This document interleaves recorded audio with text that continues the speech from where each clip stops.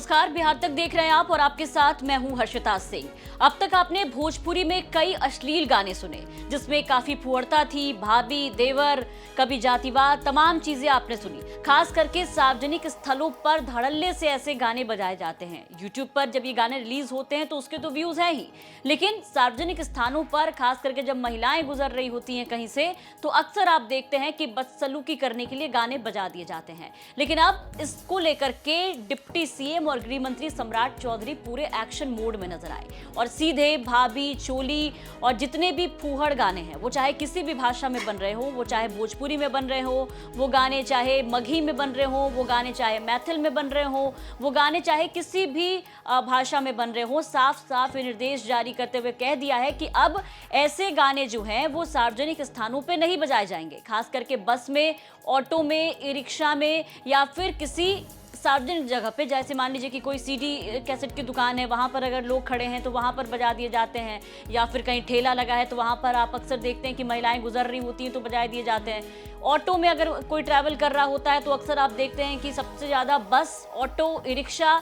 ये तीन जगह सबसे ज़्यादा ऐसी जगह है जहां पर ऐसे गाने जो हैं वो बजाए जाते हैं। लेकिन अगर आपने सम्राट चौधरी की तरफ से दी गई ये सख्त चेतावनी, ये नई गाइडलाइंस अगर नहीं अब तक देखा सुना है तो प्लीज़ सुन लीजिए और समझ लीजिए, वरना अगर आपने अनदेखी की इन गाइडलाइनों की, इस दिशा निर्देश की और फिर धड़ल्ले से बजाया तो आप पर ये जो चीज़ें हैं वो भारी पड़ेंगी।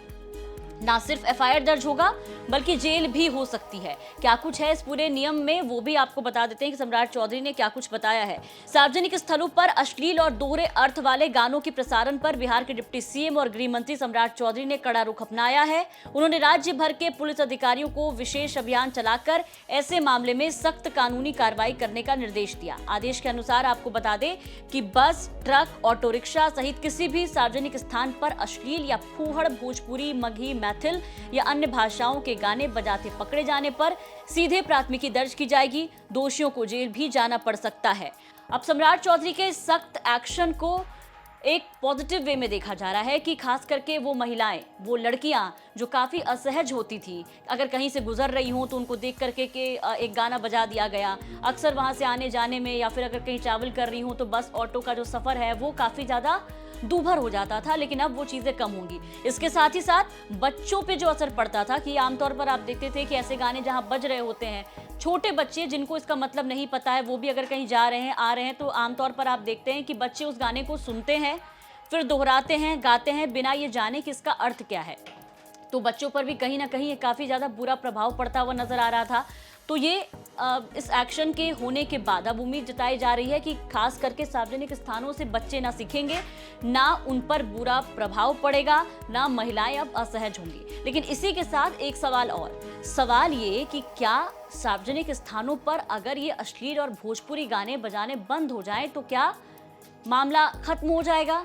क्या जो समस्या आ रही है इस समाज में इस अश्लील गाने को लेकर के, खास करके अगर हम भोजपुरी इंडस्ट्री की बात करें,